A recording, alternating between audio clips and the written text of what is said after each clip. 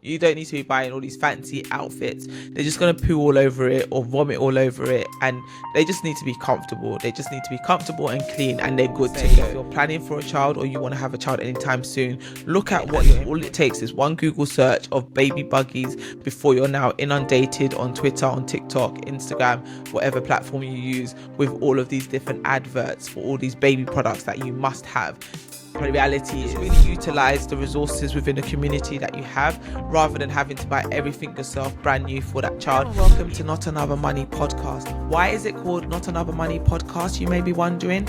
It's because this is not your typical money show. Get ready for real money conversations and lessons, expert insights from some of our very special guests, and hear some really inspiring stories from everyday people. On this podcast, you're going to learn how to earn more, how to spend less, how to grow the difference, and most importantly, live your best financial life. Welcome to another episode of Not Another Money Podcast. I'm your host, Tolu. So on today's episode, I wanted to talk all about money and motherhood. So I'm a mother of 4. I have 4 amazing boys. Like, they are aged, how old are they?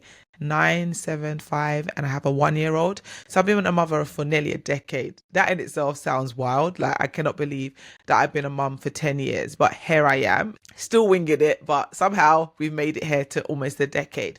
And what I thought would be really good to share in today's video is some of the money mistakes that I made as a first-time mum, so that if you are on your motherhood journey, you know, you're about to have your first child, or even if you've got a child and maybe planning to have your second child, and you're thinking about ways that you can save money and thinking about things that you should invest your money in versus not when it comes to a new baby. This episode is for you, because I'm just going to be open and honest as per usual and share some of my L's that I've taken so that you can take the lesson from those L's. So just in case you don't know what L's are losses. I'm aware that I have different ages that tune into this podcast. So I'm saying L because I know what an L is, but you might not necessarily know what I mean when I'm referring to an L. But I say every L is a lesson. And that's reclaiming it and taking a positive spin on a negative thing, because usually an L means a loss. But anyway, I say all of that to say, yes, I've made many money mistakes as a first-time mum. When I had my first baby, Anyway, we'll dive into that. We're going to explore that in a bit more detail in this episode. So without further ado, let me share some of those money lessons with you. I've got about 18 money lessons written down. I'll work my way through the list, and if I feel like I've gone way beyond my time, I will just, leave it there. I guess by the title and the thumbnail, you'll know how many lessons I share in this episode. But as a first-time mum, I can honestly say I made a lot of money mistakes. But I guess the first one on the list, I have there in no particular order. They're just as they came to my mind as I was preparing for today's episode. I just kind of made notes on my phone and I'm sharing them in that order. I think one of the mistakes I made is not opening a junior stocks and shares ISA for my son. In my last episode, I talked about the fact that I didn't have a stocks and shares ISA when I first got married. And then when I first became a mum, I equally didn't do the same for my new child. I didn't open that tax-free saving and investing account for my son. I had a savings account for him, so just a normal account in which parents and grandparents and even my siblings would pay money into that account. Any birthday money he got, I would pay it into that account. Anytime my husband and I wanted to save for the baby, we would put money into that account for him as well. But what we didn't do, like I said, is open that junior stocks and shares ISA account for him, so that his money was getting the opportunity to grow in line with inflation, because we all know that inflation, especially now, is really high and the interest rates are really low. So the money that you're getting on the money you save in just an ordinary savings account is losing value over time. Whereas if you had a stocks and shares ISA account, an investment account, and you were investing that money for that child, that money over time is actually going to grow, hopefully in line with or even beyond inflation. So that money can grow and give that child the opportunity to build wealth over time. But particularly when you start thinking about compound interest and the fact that that money makes money, which makes money, that money has an even bigger opportunity to grow. The beauty of these accounts is the fact that the money is tax-free. So all that money that account is making, all that additional interest that you're accruing, that money is all yours. You don't have to pay any taxes on all of those capital gains, which is fantastic. So it's just something that everyone should do. A lot of people don't do it because they don't know about it. The earlier you actually start doing this, the more compounding occurs and the more money you're able to generate for that child. So if you are planning to have a child anytime soon, start thinking about opening that account for that baby as soon as they get their paperwork. Another money mistake I made as a first-time mum was not saving my child benefit money. So if you're based in the UK, every child is given an allowance by the government. So they call it child benefit. And that money basically is yours to do as you wish or spend for that child. It's not to do what you wish in terms of going shopping or, doing your hair or nails or whatever. That money is there to contribute to your child's expenses. The mistake I made when it came to child benefit is that money went into the same account that my salary went into as well. So that money just became part of my income. I didn't distinguish it or separate it from my son. I think if I was a lot more disciplined, I could have saved so much more money for my son. That plus if I had opened that investment account for him. Imagine I was taking that child benefit money every single week or every single month rather when the payment came through and putting it straight into the investment account for my child. He would have had a nice fat payout when he came of age. Following on from that, actually, another child benefit mistake that I made was not applying for child benefit on time for my son. I just procrastinated. It was such a minor thing to do. You just complete the form and send it off, and then after a few months, not even a few months, within a month, you start getting the child benefit payment. But I kept on procrastinating, filling out that form, thinking that, I'll just get a nice lump sum when they back pay me. But I didn't know at the time that they actually put a cap on how far back they would go. So just by me delaying and procrastinating, I ended up missing out on about 6 months worth of that child benefit because they only back paid me for 3 months. So just bear that in mind. If you are within the threshold, I think at the time you needed to earn under £50,000 a year to qualify for that child benefit. But when you do apply for child benefit, just realize that they're only going to back pay you up to 3 months. So don't make the mistake I made and delay it because you're going to miss out on that money. Another mistake I made as a first-time mum was not opening a tax-free childcare account to pay for my child's nursery within the first few years of having him.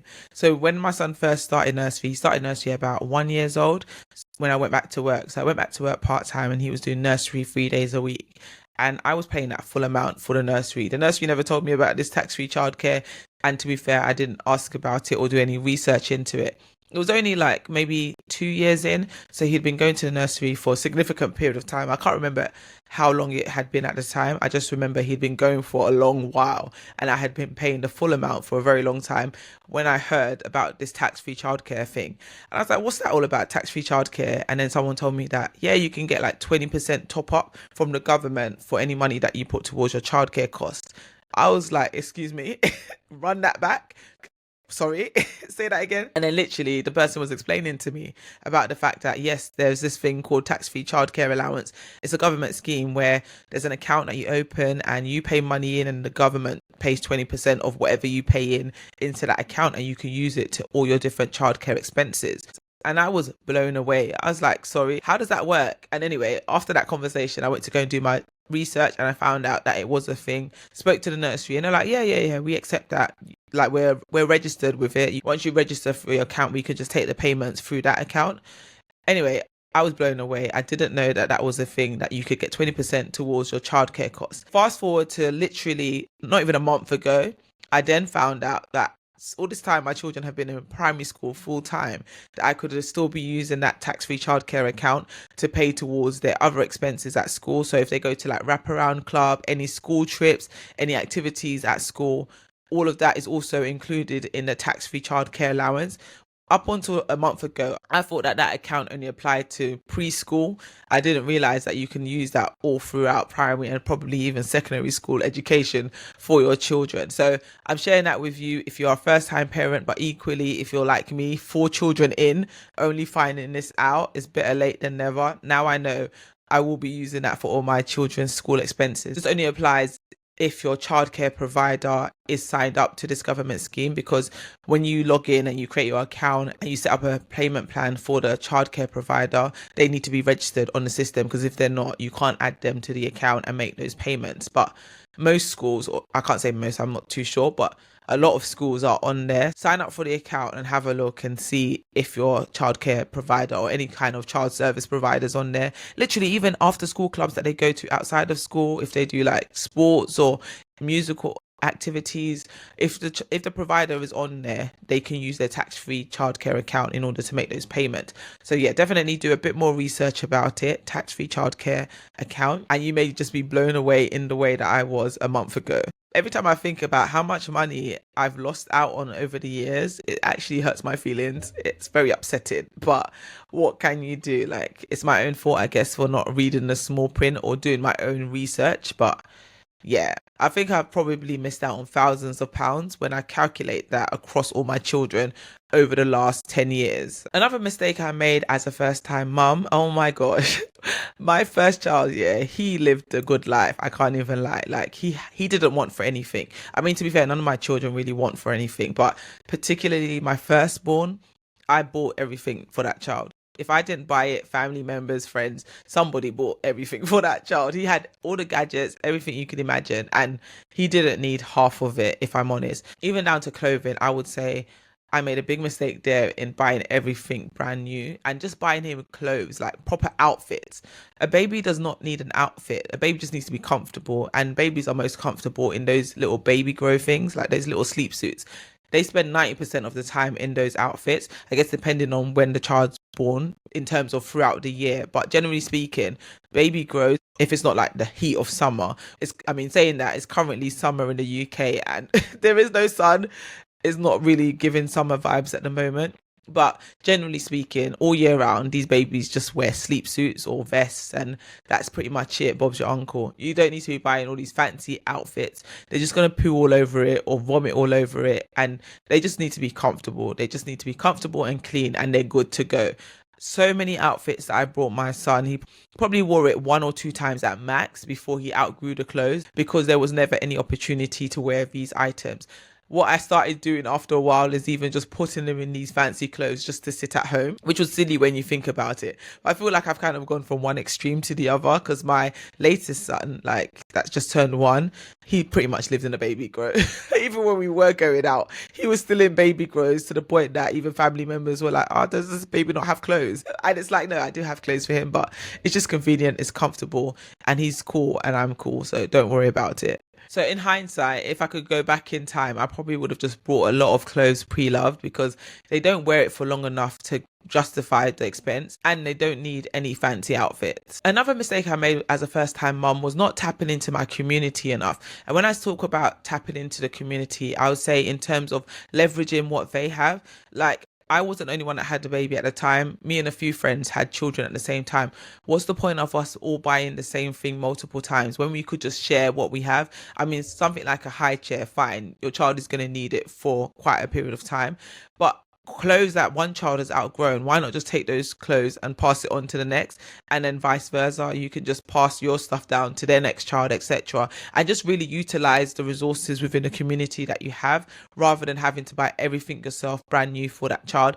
Even going back to the high chair topic, actually, the child is going to be in a high chair for a year or so. If it's still in good condition, why not pass that on to another family member to save them having to buy a whole new one, brand new? And the same could be said for pretty much most baby items. I mean, things like bottles, fine. You wouldn't really want to use someone else's baby's bottle. But generally speaking, a lot of things can be repurposed and reused by friends and family members. And I wish I wasn't so, I won't say snobbish, but I just wanted everything brand new and perfect and spanking for my first child. And I feel like in hindsight, knowing what I know now, 4 children deep, it wasn't that deep. I didn't need to waste money on getting everything brand new. I could have just utilized my community a lot more. Actually, thinking about it, doing that is not only saving you money, it's actually doing your bit for the environment too. Because let's be honest, like, the last thing we need is a lot more stuff. Like, we all have more than enough already, yet we're always acquiring, yet we're always buying. So why not actually just swap and share resources with other people in your community? And I think that goes not even just for baby stuff. We can do the same for our stuff as well as adults. We don't need to always buy everything brand new. We can actually do pre-loved, or we can utilize our community and share things with each other. I think we're more opposed to it just because of a pride thing. But when you think about it in practicality, it does make sense. How often do you wear like special occasion outfits? Imagine if you could just borrow somebody else's instead of having to buy it brand new, or vice versa. Another mistake I made financially as a first time mum was actually before I had my child, or before I was even thinking of having children. And that was with my employer not looking at what their maternity package was and what maternity package that they had to offer. So I didn't realize until I was pregnant with my son that my company only provided a statutory maternity pay. And if you know anything about statutory maternity pay, you essentially get 6 weeks at 90% of your pay. And then after that, it's capped at like 500 and something pounds a month, less than £600 a month anyway. I can't remember the particular amount. All I remember is that it was pennies compared to what I was used to earning from my employer. And that was a big shock to the system. But in hindsight, I should have done my due diligence before getting that job, or even before trying for a baby, really considering actually how is this going to work financially. That's not something I had really considered until I was in it, and then I just kind of had to find a way to make it work. So I would say if you're planning for a child or you want to have a child anytime soon, look at what your employer package is when it comes to maternity pay and see if it's going to be financially feasible for you to have a baby while at that employer. And another mistake I'd say I made as a first time mum is not having a budget for that baby. There was no budget and there was no financial plan for that baby. Obviously, we knew that babies cost money, but in terms of sitting down and doing the maths and putting pen on paper and calculating exactly how much this baby is going to cost and how much we need to put aside to fund my lifestyle during maternity leave, all of those things were not really much of a consideration when I had my first child. So looking back at that time, it's something I definitely should have considered. And if you're in that position now where you're planning for your first child, create that budget, sit down and plan those expenses. I talk about budgets a lot on this podcast, and I'm not going to stop because budgets are game changers and it really will help you to get your finances in order and soften the blow financially of that new child coming along when you have that plan in place for your personal finances. So yeah, create that baby budget. Babies can cost a lot of money, particularly when you don't have a plan, because when you don't have a plan, that's when you now start seeing all of these new ads, because that's what tends to happen, right? Once you are looking for something, you start seeing more of it, and all it takes is one Google search of baby buggies before you're now inundated on Twitter, on TikTok, Instagram, whatever platform you use, with all of these different adverts for all these baby products that you must have. And the reality is you can't buy it all. I mean, even if you can, doesn't mean you should. So just create that budget, create a plan, and work out how much it's all going to cost, how you're going to pay for it, and what is a need versus a want.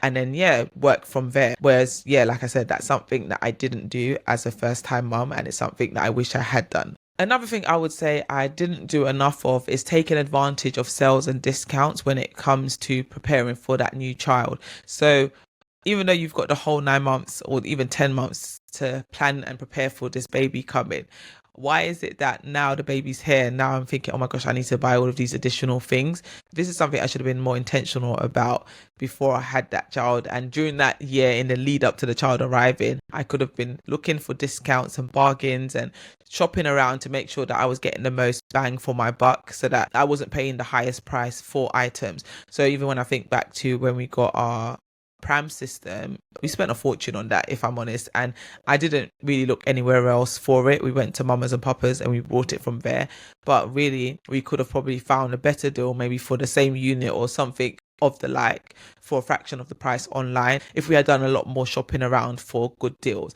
I think now as well in 2024 you've got loads and loads of cashback sites that you can use so that you can get money back on any purchases that you make. I'll link a few in the show notes and the description box below if you're watching on YouTube of the cashback sites that I like. So there's amazing cashback sites that you can use like Cheddar, Airtime Rewards, Top Cashback.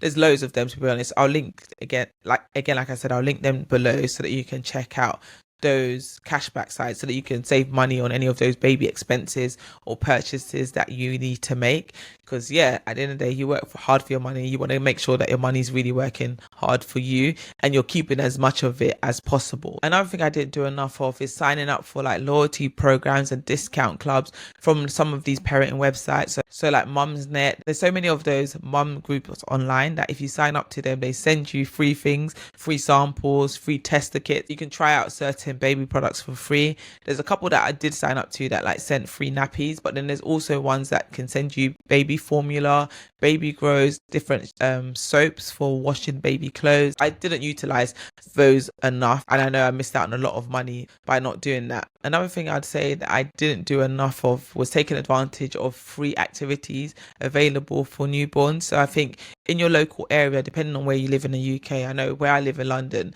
they have loads of children's centres, and at these children's centres they do loads of activities for children which you don't have to pay for, and I definitely didn't utilise as many of them as I could, and I went to a lot of paid soft play places which at the end of the day I didn't need to do, because there's the free options that I could have gone to which would have been just as good. So those were just some of the money mistakes that I made as a first time mum. Those were just a few that I thought of as I was preparing for today's episode. I'm sure if I sit down and think about it, there's many more money mistakes that I made as a first time mum, which I could share in a follow-up episode. If you're interested, let me know in the comment section below, or leave a comment on the Spotify platform or whatever podcast platform you're listening to this on, and I can have a read of the review and see what you think and see if you want more of this. Or also you could follow me on Instagram at Tolufrimpong and leave me a comment or send me a DM letting me know if you want me to go into more detail on this episode, or share any more money lessons or money tips that I have when it comes to parenting, being a first time parent or being a parent of multiple children, which I am now. But yeah, that is literally it for today's episode. Thank you for tuning in to another episode of Not Another Money podcast, and I will speak to you on the next episode.